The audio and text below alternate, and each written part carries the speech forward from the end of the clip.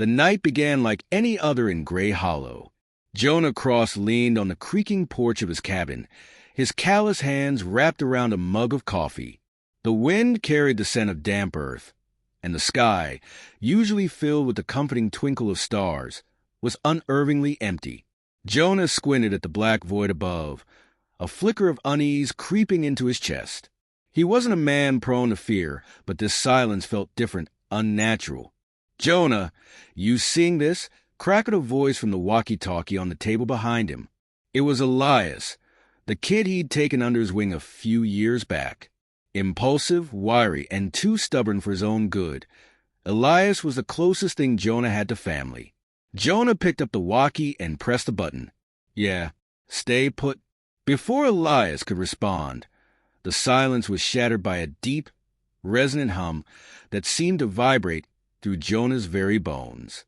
He turned his gaze skyward just in time to see a massive, black structure pierce through the cloud cover. It moved slowly, deliberately, blotting out the moonlight as it descended. The ship was unlike anything Jonah had ever seen, an angular, fortress-like construct covered in shifting, iridescent patterns that resembled alien glyphs. The air grew thick and heavy, like the pressure before a storm. Jonah tightened his grip on the shotgun, leaning against the porch railing. He had spent years on battlefields, had faced death more times than he could count. But this was something else entirely. In the distance, the town of Gray Hollow erupted into chaos. Sirens wailed as townsfolk spilled into the streets, their shouts and screams carrying faintly through the forest. Jonah could make out flashes of light, fires maybe, or something worse. "Jonah, what do we do?" Elias's voice came through the walkie again, urgent and cracking with fear. "Stay off the roads," Jonah ordered. "Meet me at the old logging trail. Don't let anyone follow you." He slung the shotgun over his shoulder, grabbed a pack of supplies, and took off toward the woods. First contact. By the time Jonah reached the edge of town, the chaos had escalated into something nightmarish. Hovering above the town square, the ship unleashed beams of pale blue light, forming portals from which tall, humanoid figures emerged. These beings, cloaked in black, with faces obscured by featureless silver masks, moved with eerie precision. Jonah ducked behind a fallen tree and watched as one of the creatures raised its hand. A group of armed civilians, emboldened by adrenaline and panic, opened fire. The bullets seemed to vanish midair, swallowed by some invisible force. The alien extended its arm, and a brilliant arc of energy rippled outward. When the light faded, the civilians were gone. Only scorched earth remained. Jonah's heart pounded, but his mind stayed sharp. These weren't soldiers or invaders in any conventional sense. They were executioners, their movements cold and calculated, like machines following a script. A deep, resonant voice echoed across the landscape, not through speakers, but directly into Jonah's mind. "Humans of Earth, your existence has been weighed. The age of chaos ends now. We are the silencers, arbiters of balance. Prepare for judgment." The voice wasn't human. It was layered, mechanical, and alien, yet it carried an undeniable authority. Jonah gritted his teeth, fighting against a wave of dread threatening to paralyze him. From the corner of his eye, he spotted Elias, crouched behind a parked truck. The young man's face was pale, but his grip on the rifle in his hands was steady. Jonah moved quickly, staying low, and reached Elias. "Smart of you to stay put," Jonah muttered. "Didn't have much choice," Elias replied, his voice shaky but his eyes sharp. "What the hell are those things?" "Trouble," Jonah said. "Let's move. They're not here for a chat. The Arbiter's arrival." The silencer's presence was terrifying enough, but the true nightmare began moments later.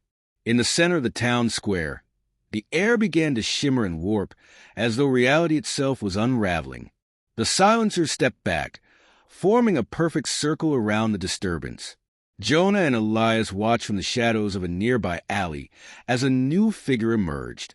It was impossibly tall, its skeletal frame draped in flowing shadows that seemed to shift and writhe like living smoke. Where its face should have been, there was only a hollow void, and its presence radiated a coldness that Jonah felt deep in his chest. "Is that?" Elias whispered, unable to finish the question. Jonah didn't answer. He didn't need to. Every fiber of his being screamed the truth. This was death, not a metaphor, not a concept, but a sentient force given form. The skeletal figure raised an arm, and its voice, a hollow whisper that carried like a winter wind, filled the air. "I am the arbiter, the judge of souls. Humanity stands on the precipice of annihilation. Prove your worth, or be unmade." Jonah's stomach churned. He didn't believe in prophecy or divine judgment, but this was no ordinary threat. The rules of the world he knew had been shattered. The figure turned its head slowly, as if scanning the town. Its hollow gaze paused, and for a brief moment, Jonah felt the crushing weight of its attention. "We need to go," Jonah said, pulling Elias back toward the forest. "But what about the others?" Elias asked, glancing toward the townspeople still scrambling in futile terror. "We can't help them," Jonah said bluntly. "Not now. We survive first. Fight later. Retreat to the forest." The duo moved quickly through the woods, their breaths ragged but controlled. Jonah led them to an old logging cabin he had used during hunting seasons. It wasn't much, but it was far enough from town to buy them time. Inside, Jonah locked the door and began setting up what defenses he could: tripwires, makeshift barricades, anything to give them a chance if the silencers followed. Elias paced the room, his earlier bravado fading into visible fear. "What are we supposed to do against that?" Elias asked, his voice breaking. "You saw what they did. They're not just stronger than us. There's something else entirely." Jonah didn't respond immediately. He poured a shot of whiskey, downed it, and then spoke with quiet determination. "We figure it out," he said. "They can bleed, or burn, or whatever it is those things do when they die. That means they're not invincible." Elias stared at him, searching for reassurance. "And if we can't?" Jonah met his gaze. "Then we make damn sure they remember us." Outside, the forest was eerily silent again. The ship loomed in the distance, its unnatural hum a reminder of the impossible odds they faced. Jonah gripped his shotgun tighter. Whatever judgment was coming, he wasn't going to face it on his knees. The forest echoed with the faint hum of the alien ship, its rhythmic pulse a grim reminder of the oppressors looming overhead. Jonah crouched near a dying fire, meticulously sharpening the blade of his hunting knife. Nearby, Elias leaned against a tree, one hand clutching his rifle, the other resting on a bloodied bandage covering his arm. The night was cold, but neither man felt it. The weight of survival smothered all other sensations. "We can't keep running, Jonah," Elias muttered, breaking the silence. "They're not just hunting us. They're watching us, studying us." Jonah's hand paused mid-stroke on the blade. His gaze shifted to the sky, where faint streaks of light occasionally pierced the darkness. "I know," he replied, his voice low but firm. "That's why we stopped running tonight." Elias frowned. "What does that mean? What are you planning?" Before Jonah could answer, a rustling sound came from the shadows. Both men sprang into action, weapons raised. The noise grew closer until a figure emerged. Father Marcus, his once pristine cassock now torn and smeared with dirt and blood. He raised his hands in a gesture of peace. "Hold your fire." "It's me," the priest said, his voice hoarse but steady. Jonah lowered his weapon but kept his grip firm. "How did you find us?" "The forest whispers its secrets to those who listen," Marcus replied cryptically. "And I've been listening for a long time." Elias scoffed. "Great. Another sermon." Jonah waved him off. "Let him talk." Marcus stepped closer, his gaunt face illuminated by the flickering firelight. "I know what you're facing. I've read of it in the old texts. The silencers, the arbiter, death itself, it's all been foretold." Jonah's eyes narrowed. You're saying this is prophecy? I'm saying it's a trial, Marcus replied. And humanity's survival depends on how we respond. Gathering allies. The three men ventured deeper into the woods, eventually arriving at a hidden encampment where a handful of survivors had gathered. Most were injured, their clothes tattered, their faces hollow with exhaustion. Among them was Jeremiah, a grizzled veteran with a prosthetic leg, and Aaron, a young scientist clutching a battered laptop. These are all that's left of the resistance. Elias asked, his tone laced with disbelief. Marcus nodded solemnly. For now. But even a spark can ignite a fire. Jeremiah stood and limped toward Jonah. You're the soldier they've been talking about, he said, extending a hand. Jeremiah, served 20 years before this mess. Don't reckon I've got 20 minutes left now, but I'll fight while I can. Jonah shook his hand. We'll need every minute you've got. Aaron approached next, his hands trembling as he held up his laptop. I've been studying the signals coming from their ship, he said. They're not just communicating with each other. They're synchronizing. Their power comes from something central. If we can disrupt it, we might stand a chance. Jonah's interest piqued. Central? Like a power core? Aaron nodded. Exactly. But reaching it won't be easy. The ship's defenses are.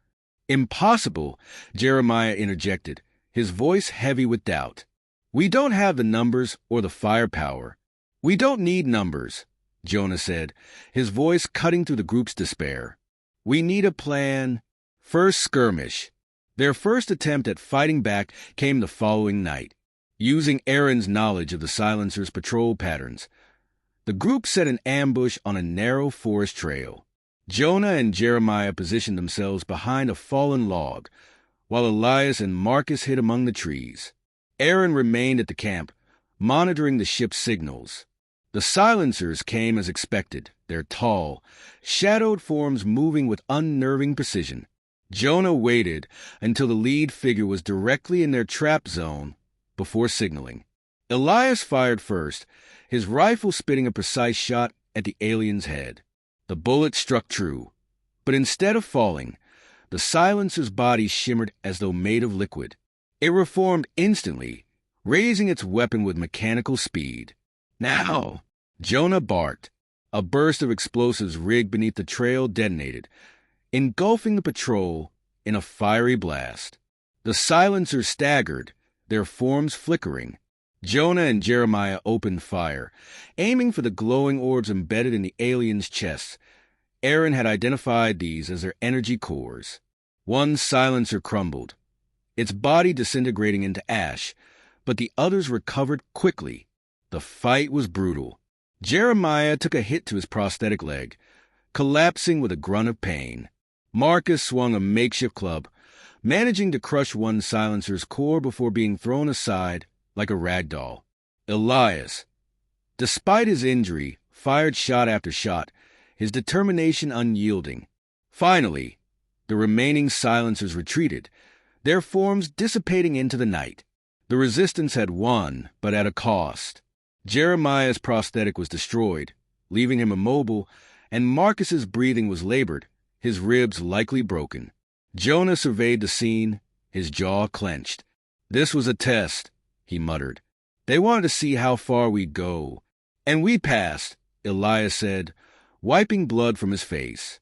For now, the plan unfolds. Back at camp, Aaron examined a damaged silencer left behind in the ambush. Its chest core, though cracked, still emitted faint pulses of energy. With painstaking effort, he extracted its memory unit and connected it to his laptop. What are you hoping to find? Elias asked, leaning over his shoulder. Maps, schematics, anything that can tell us how to reach their power source, Aaron replied, his focus unwavering. Hours later, the screen lit up with a holographic projection of the alien ship. Aaron pointed to a pulsating node at its center. This is it, the celestial core. It's what powers them, and their connection to death. Jonah studied the map. And how do we destroy it? That's the hard part, Aaron admitted. The core is heavily guarded, and there's a failsafe.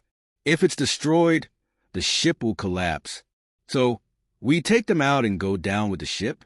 Elias asked, his voice filled with grim determination. Marcus, his breathing steadier now, spoke up. Sacrifice has always been the price of salvation. The question is, who will make it? Jonah didn't hesitate. I will. Elias turned to him, his face a mixture of anger and desperation. No, we do this together or not at all.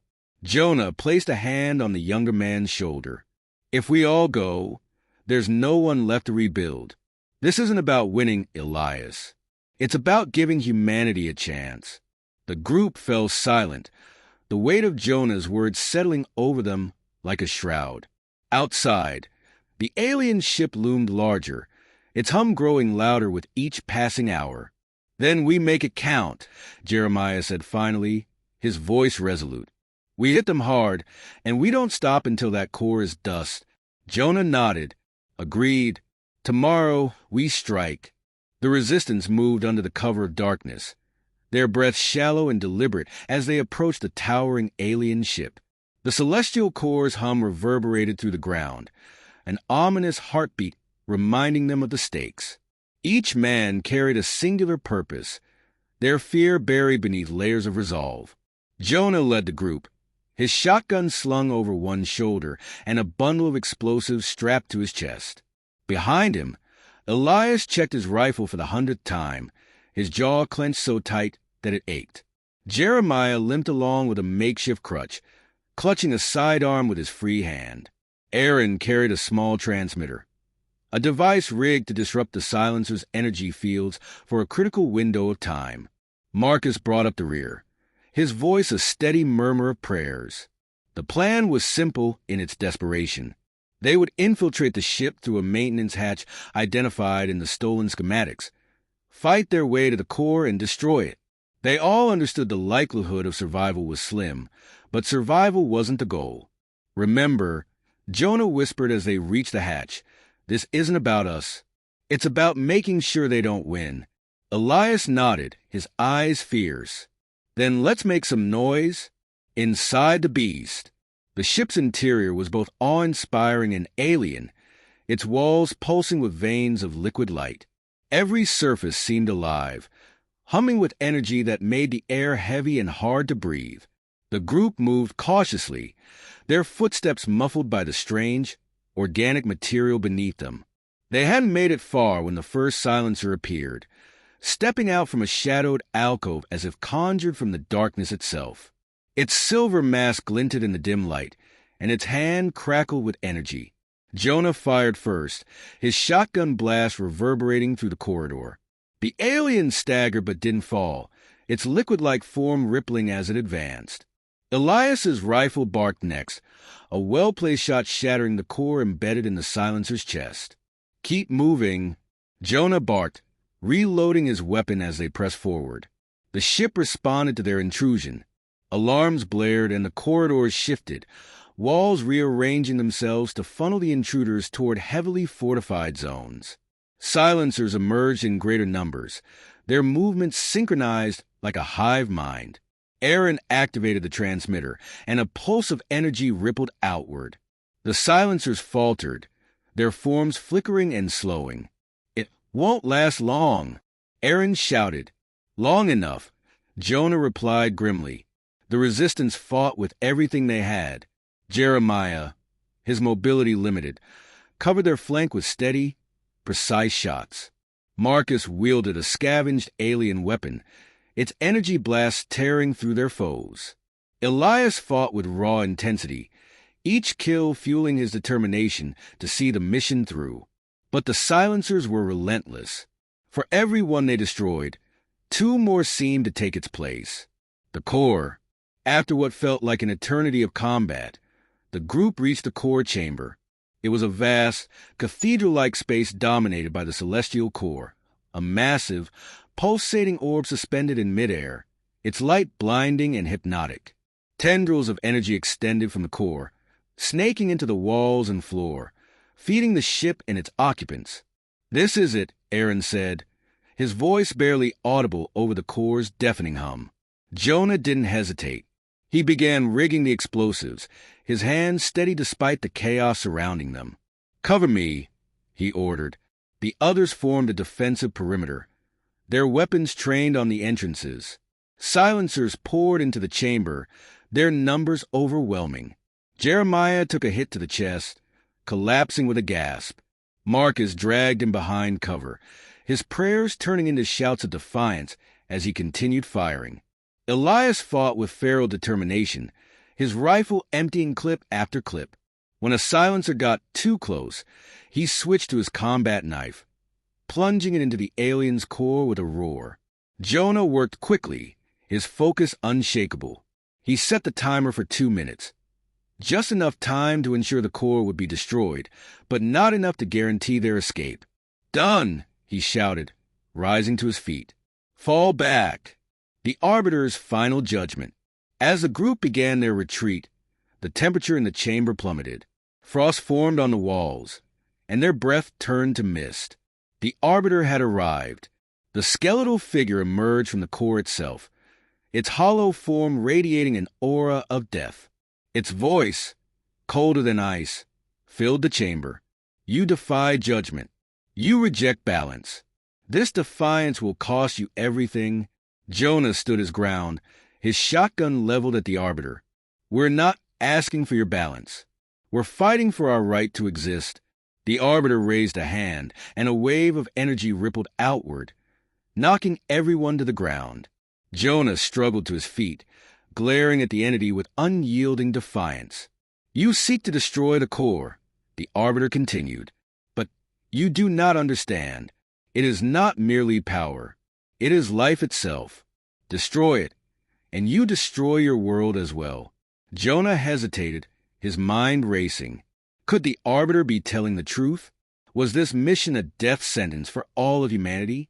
Elias limped to his side, blood streaming from a gash on his forehead. "He's lying," Elias said through gritted teeth. "He has to be." "Does he?" Jonah muttered, doubt creeping into his voice. "Don't listen to it," Marcus shouted from across the room. "It's a deceiver, Jonah. Trust your resolve." The Arbiter's hollow gaze bore into Jonah. "Choose, mortal. Preserve your fleeting existence, or embrace annihilation. The balance demands sacrifice and salvation." Jonah looked at his team. What remained of them? Marcus was injured, but still fighting. Aaron clutched his transmitter, his face pale with exhaustion. Elias stood beside him, battered but unbroken. "This isn't just about survival," Jonah said quietly. "It's about what kind of world we leave behind." He made his decision. "Go," Jonah said, his voice steady. "Get out of here." Elias's eyes widened. "What? No. We stick together." "There's no time to argue," Jonah snapped. "The timer's set. Someone has to hold the line." Elias shook his head, his hands trembling. "I'm not leaving you." Jonah placed a hand on his shoulder. "You're the future, kid. Go." "That's an order." Elias hesitated, tears welling in his eyes, but he finally nodded. "Don't let them win," he said, his voice breaking. "I won't," Jonah replied. As the others retreated, Jonah turned to face the Arbiter. He gripped his shotgun tightly, his resolve unwavering. "Come on, then," he growled. "Let's finish this."